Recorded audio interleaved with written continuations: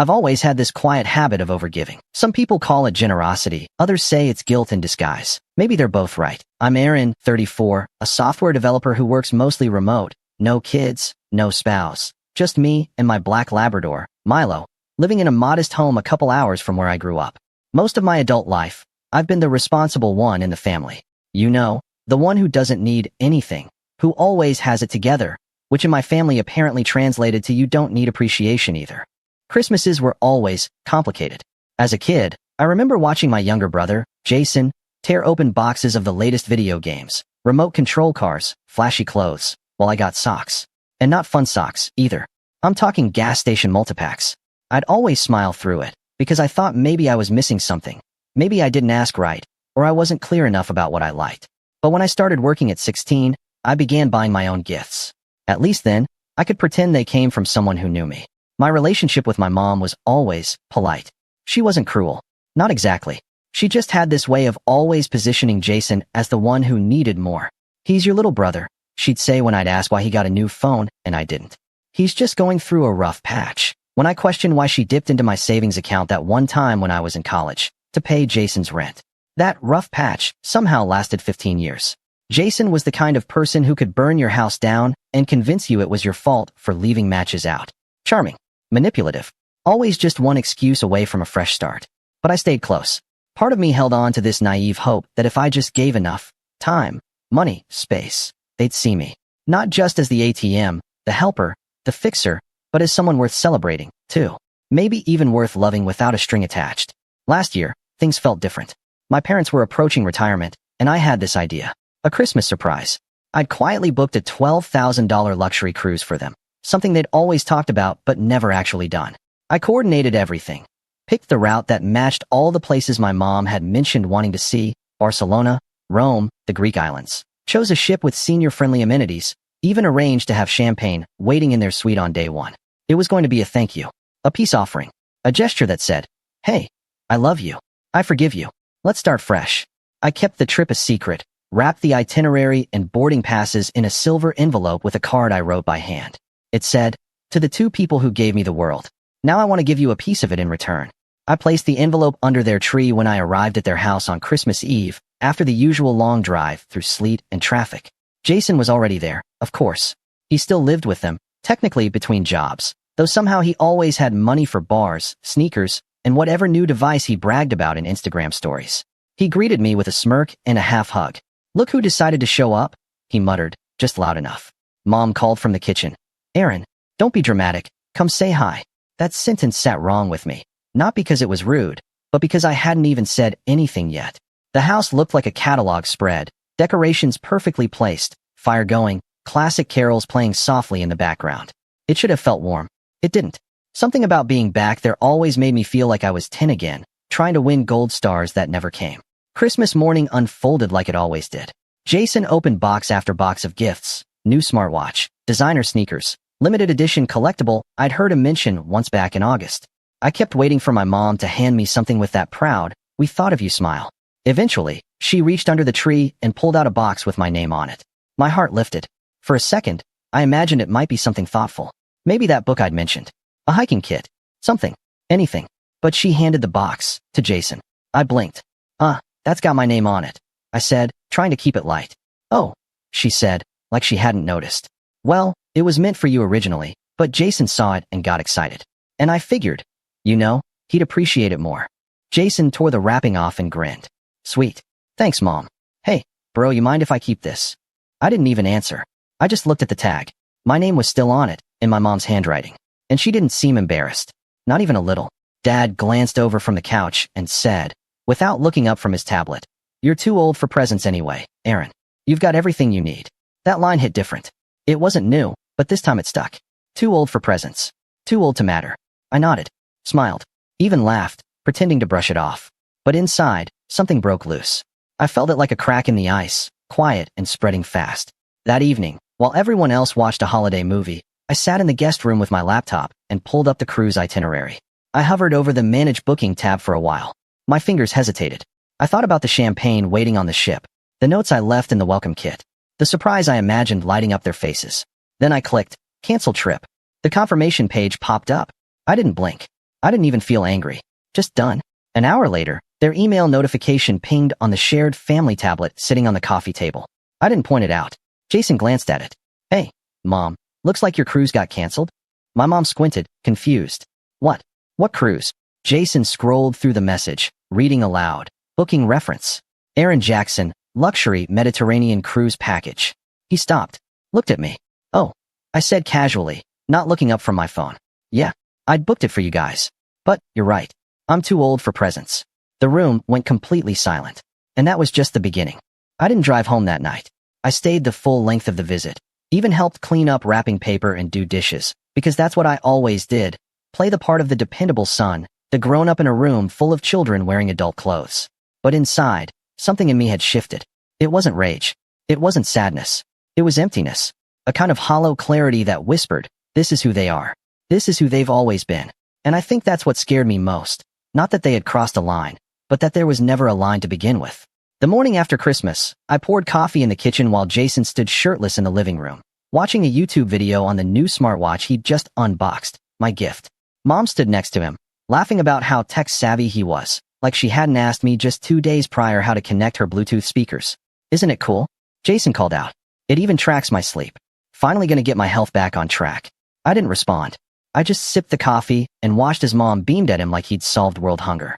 Dad walked in a few minutes later, yawning. Hey Aaron, he said, glancing at me. Any chance you could help us out with that gutter leak before you head out?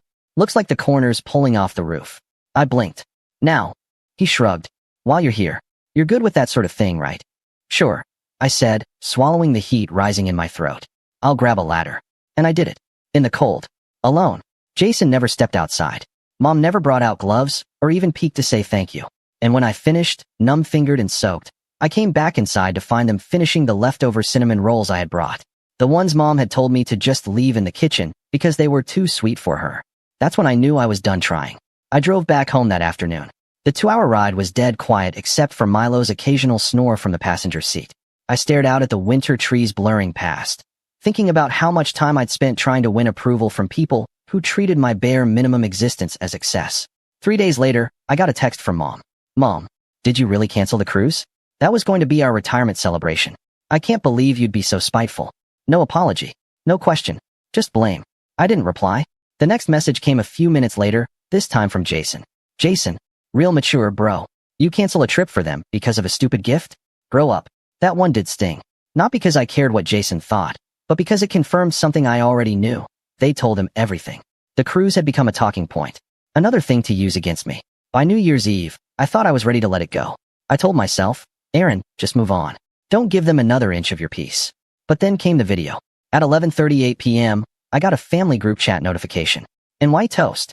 I hesitated before tapping. But curiosity won. It was a 45-second video. Jason had his arm around Mom as she held a glass of champagne. Dad sat in the background, glass in hand. They were laughing, clinking glasses, cheering to family and fresh starts. Then Jason raised his glass. To the real MVP of the family, Mom. The woman who raised me right and always had my back. And to Dad, who never gave up on me even when I didn't deserve it. Cheers. Claps. Then a pause. Jason grinned at the camera. And shout out to my big bro for reminding us what not to do with money. Laughter. Loud. Seriously though, love you man. He added as an afterthought, clearly not meaning it. My chest went tight. I stared at the screen until the video looped again. There was no mention of me. No toast. No thank you. No, we miss you tonight. Just that one mocking line, buried in false cheer. And I realized something. My family didn't just take me for granted. They saw me as disposable.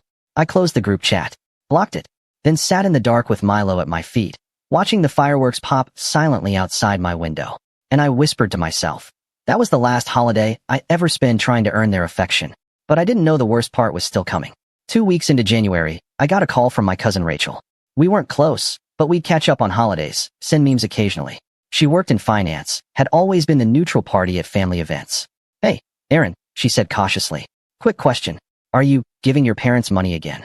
I frowned. No. What? There was a pause. Because your mom told Aunt Jen that you offered to cover the property taxes on their house this year. Like, $3,000. She said you felt guilty about the cruise thing, and this was your way of making up for it. I sat down. That's not true. At all. Yeah, I figured. But, she's telling people. A bunch of people. Said you're the one who insisted. I thanked Rachel, got off the phone, and pulled up my banking app. Sure enough, there it was. A pending auto payment set to send $3,064 to the county tax assessor's office from my linked family account. A shared account I'd opened 4 years ago when Dad had a medical scare and I agreed to be a backup signatory. I'd forgotten about it. They hadn't. I froze. Rage curled through my stomach like acid. I called the bank, stopped the payment, removed myself from the account. Then I sat on my couch in silence, the kind that feels loud. They hadn't even asked. And somehow, they had turned me into the villain. I spent the rest of that night pacing. Not just angry, but betrayed. This wasn't just about Christmas. This wasn't about a gift. This was decades of subtle theft, of my time, my effort, my emotional labor. My entire adult life had been a series of unreciprocated gestures. And this was the moment I felt it all at once. But nothing, not even that, prepared me for what came next. About a week later, I got an email from an old high school friend, Nick. We hadn't spoken in years, but the subject line made my stomach turn. Just FYI, saw this on Facebook. I opened it. It was a screenshot of a public Facebook post from my mom. Some people forget where they come from. We raised our sons with love, but only one of them shows up when it counts. Thank God for Jason, who never turns his back on family. Some gifts come with strings attached. We prefer love without a receipt. I sat there, stunned. Dozens of comments underneath. Extended family chiming in. Jason's always been the golden boy. So sorry you're dealing with that. You deserve better. You're lucky to have Jason. They had turned me into the villain of their public narrative. After all the things I'd done in silence, paid bills, fixed things, funded dreams, I was now the ungrateful, bitter son who held gifts over their heads. I didn't sleep that night. And by morning, I wasn't angry anymore. I was cold, focused. Because when someone burns every bridge and hands you the matches, you don't have to wonder anymore if you're the bad guy for walking away. You just make sure they never have the chance to do it again. And that's when I started planning. I didn't say anything. Not to Mom, not to Jason, not to the cousins tagging each other under that post, laughing in the comments like it was some kind of inside joke. I just logged out of Facebook completely and deleted the app from my phone. I wish I could say that made me feel better. It didn't. It just made the silence louder. The days that followed felt hollow.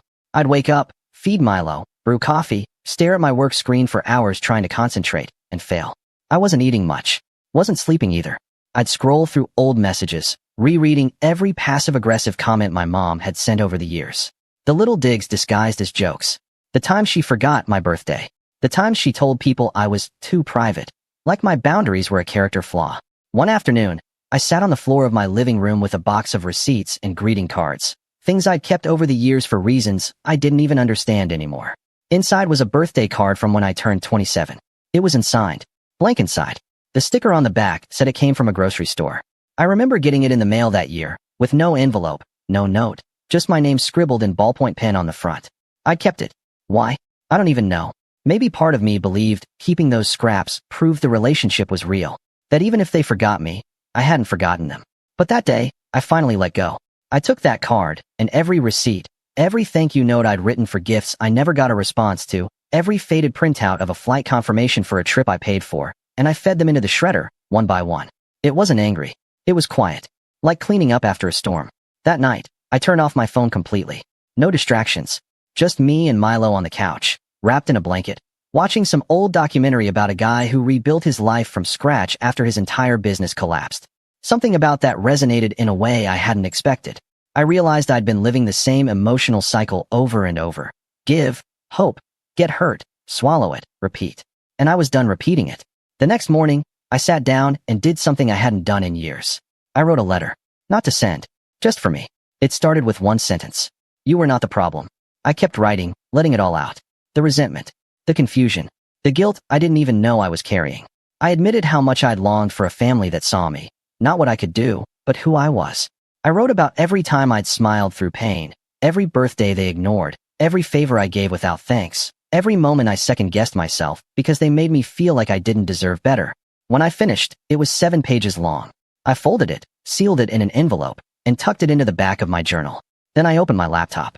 There were things I'd been putting off, projects I told myself I didn't have time for, a side hustle I never quite committed to, a promotion I was too burned out to pursue. But now, I had all the time in the world. No more late-night calls asking me to fix someone's internet. No more surprise Venmo requests from Jason with a "Can you spot me this once?" message. No more holiday guilt trips. I started simple. First, I filed paperwork to dissolve that shared account with my parents officially.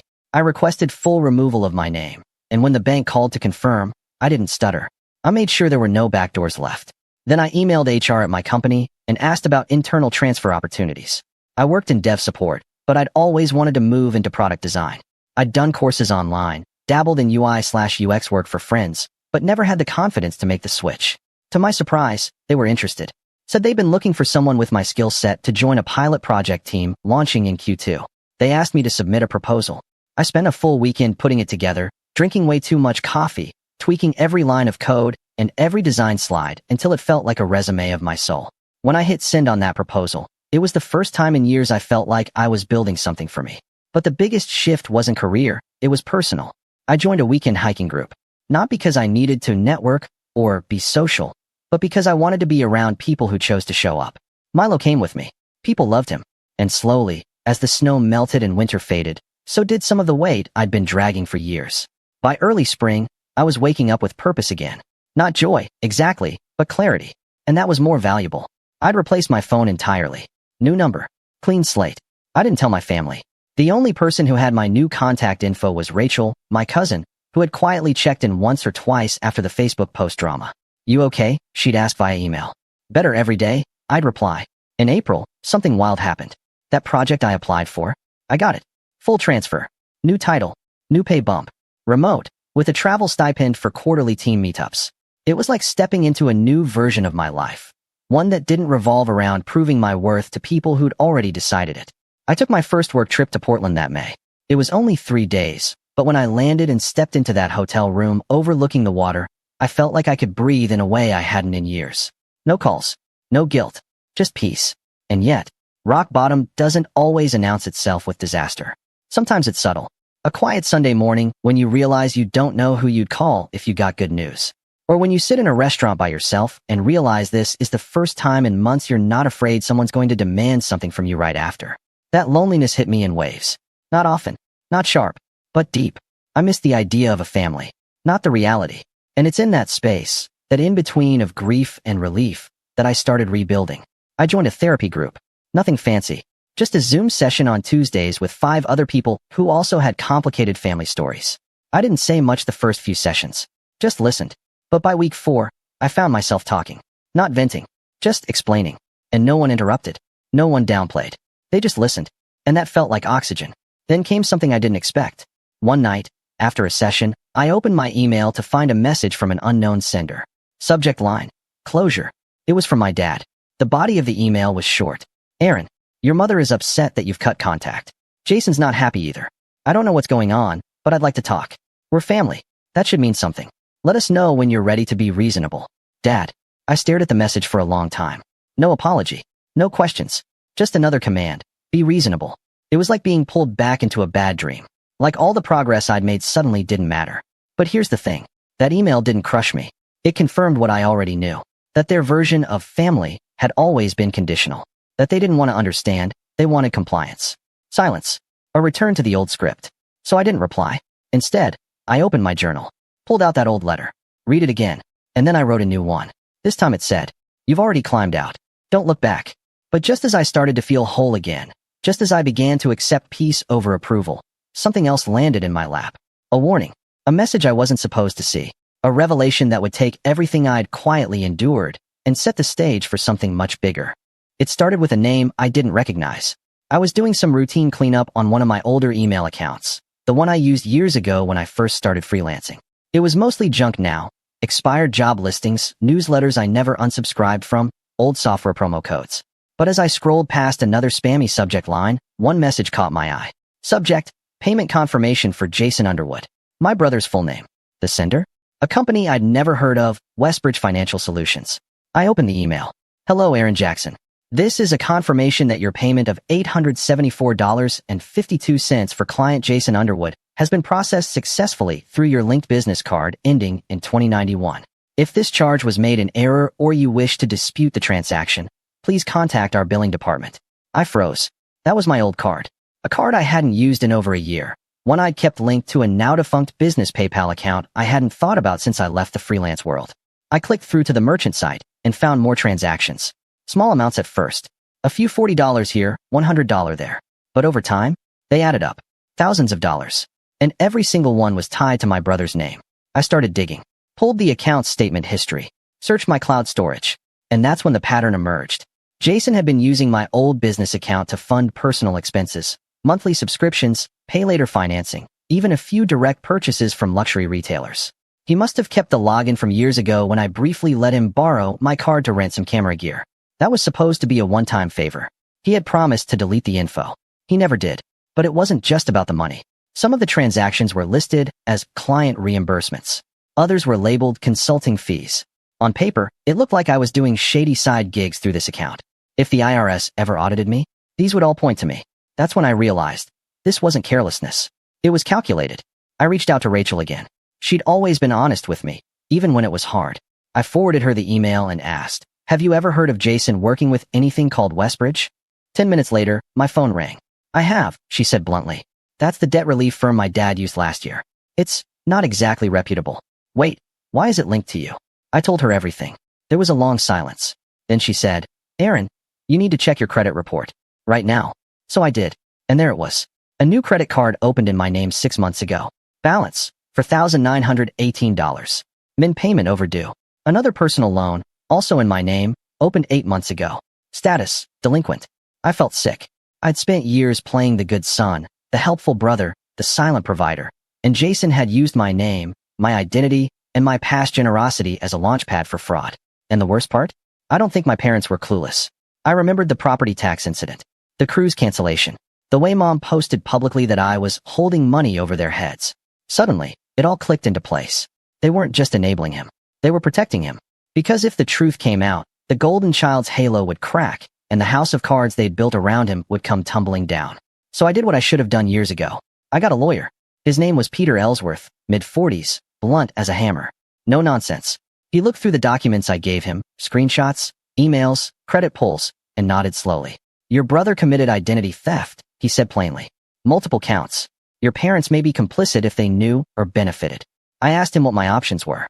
"You can press charges," he said. "But if you want to play it smart, you don't go in guns blazing. You build your case. Quietly. Let him dig his own grave. Then drop everything when the timing is perfect." I nodded. "I don't want money," I said. "I want truth. And I want them to feel everything they made me feel." Peter smiled. "Then we do this the right way." And so began the setup. We started by securing my financials, froze all credit activity, changed every password, filed fraud alerts. Peter contacted the credit bureaus and flagged the 2 illegal accounts. Within a few weeks, we had documentation proving I'd never authorized those lines of credit. Then we contacted Westbridge Financial, the shady firm Jason was using. They weren't helpful, at first, but Peter knew how to apply pressure. A formal letter went out, demanding full records tied to any account associated with my name. They stalled. He pushed harder. When they realized I had legal backing, the documents arrived. It was all there. Jason had used my identity to co-sign on 2 loans and signed off with a scribbled digital signature. The address he used? My old apartment. The email? A Gmail account that looked almost like mine, except for one swapped letter. The kicker? One of the forms had a photo of his driver's license uploaded alongside my name. We'd nailed him, but I didn't want to confront him yet. Not directly. Not with a lawsuit or police report. I wanted this to be slow. Painful. I wanted him to sweat. Peter suggested a private investigator to get more background. I wasn't sure at first, but curiosity got the better of me. And what we found, it made my blood run cold. Jason was using my credentials to land contract gigs. Someone had hired him, thinking he was me. It was some small startup. He built them a cheap app, stole parts of the code from open source projects, and then ghosted them after getting paid up front. When they tried to contact Aaron Jackson, the email bounced. They never got their product, never got their money back. I tracked down the founder on LinkedIn, reached out gently, and explained that I was the real Aaron Jackson, and that my identity had been compromised. They were furious. Not at me, at him. They offered to send every document, every email, every screenshot. I took it all. The puzzle pieces were coming together. But I needed one more thing before I could act. A pattern. I searched old files, credit cards, shared Amazon accounts, Venmo logs, even old Dropbox folders. And that's when I found it. An invoice. From 5 years ago. A camera rental charge to my name, one I never used. Jason had picked it up, returned it late, left my info as the primary renter. The company charged me $450 in damages. I'd paid it, back then, without thinking. Just assumed it was a mistake. It wasn't. It was the first time he'd tested how far he could go, and I had let it slide. Not anymore. Peter helped me draft a full report, a timeline of fraud, identity theft, impersonation, and financial abuse. We included every receipt, every email, every forged signature. Then I did something that made my hands shake. I sent a letter to my parents. Not an angry one, not even emotional, just factual, legal, precise. It said, "This is a formal notice regarding multiple fraudulent activities tied to Jason Underwood, including identity theft and unauthorized use of my financial accounts. I am aware of your involvement in certain transactions, including public statements that may qualify as defamation. I have refrained from pressing charges at this time. However, I have retained legal counsel and am prepared to pursue full civil and criminal action should further contact or financial activity occur without my consent. This is not a threat. It is a boundary. No signature. Just my initials. Sent via certified mail." I waited. No response. 3 days later, Jason called from an unknown number. I didn't answer. He left a voicemail. "Dude, what the hell are you doing? You're going to ruin everything. Just call me back. Please. We can talk about this. You don't have to burn the whole house down." But that was the problem. The house was already ash. I was just building something new in its place. And I had one last move left before the match was lit. I didn't reply to Jason's voicemail. Didn't text. Didn't email. Didn't give him the satisfaction of knowing whether I'd heard it at all.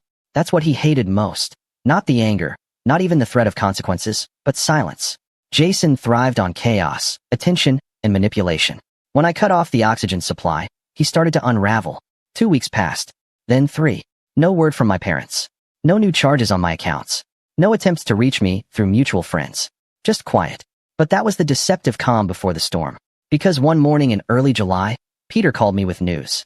"They tried to refinance the house," he said. I blinked. "What? Your parents? We had a monitor in place. You asked us to track for any financial activity that might involve your name. The bank flagged the application because they tried to list you as a co-signer." Again, I didn't even know what to say. Peter continued.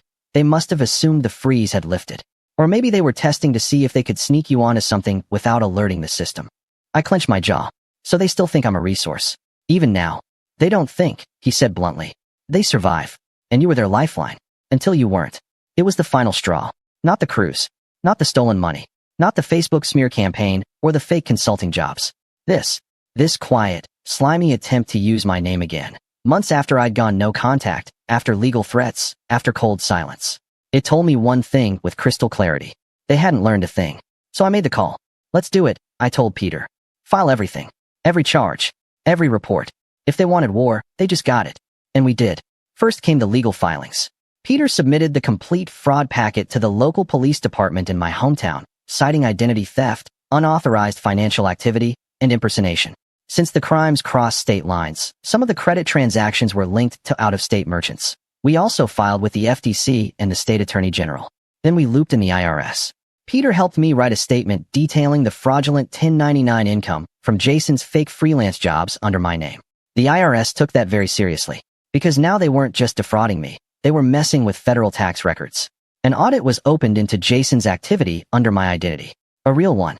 Next came the fraud alerts and blacklistings. Rachel, who'd become a quiet ally behind the scenes, helped me contact a few companies she had connections with. One of them was a client Jason had tried to pitch recently, using my background and work samples. She sent me the pitch deck. It was my resume, my projects, my code. I contacted the company directly and explained everything. Not only were they horrified, but they immediately flagged Jason in their internal system and shared the information with 2 other firms in their partner network. Jason's name was now on a do not contract list shared between a circle of startups and fintech companies. He didn't know it yet, but the doors were closing. Then came the financial dominoes. When the IRS probe began, Jason's accounts were frozen for review. His last-minute tax filings didn't match the digital records from his consulting gigs because they weren't his. The audit flagged him. Then the fraud cases began rolling in. Remember the startup he scammed with the Ghost app? They pressed charges too, after learning he'd done it under my name and lied about being me. Now they had legal cause to sue him personally. Peter coordinated with their legal counsel, and we exchanged documentation. We didn't team up, but we definitely walked parallel paths. Jason was served 2 civil complaints and 1 criminal subpoena within a span of 10 days. Then I sent one final message. Not to Jason, not to my parents, to everyone. I logged into my old Facebook account, reset the password, reactivated the profile, and made one single post. It was simple. For those wondering why I've been silent. My brother has stolen thousands of dollars, opened accounts in my name, and impersonated me to commit fraud across multiple states. My parents knew. They helped cover for him. Legal action is underway. I'm no longer the family scapegoat. I'm just done. I didn't allow comments. Just reactions. And they came fast. Thumbs up. Shocked faces. Private messages. A few extended family members even called me, apologizing for believing my mom's version of the cruise story, for laughing at Jason's New Year's toast, for staying silent when they should have spoken up. Some of them sent screenshots of group chats I wasn't in.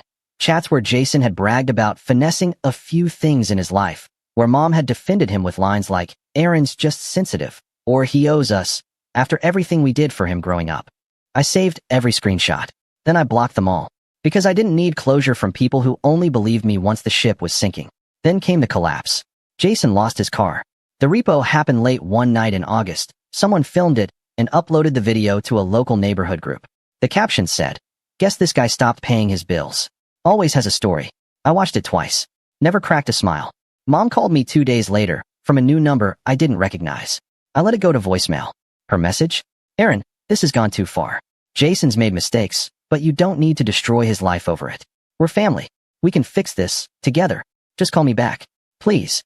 I played it once. Deleted it. Then blocked the number. Then came the final nail.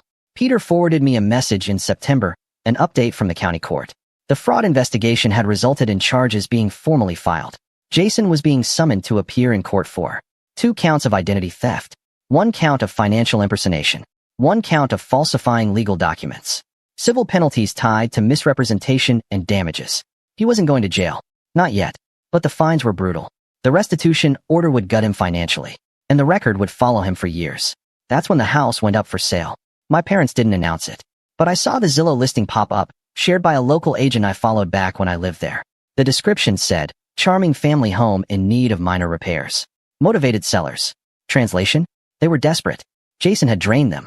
I wasn't bailing them out this time. And with his name dragged through public records, no one was going to hire him anytime soon.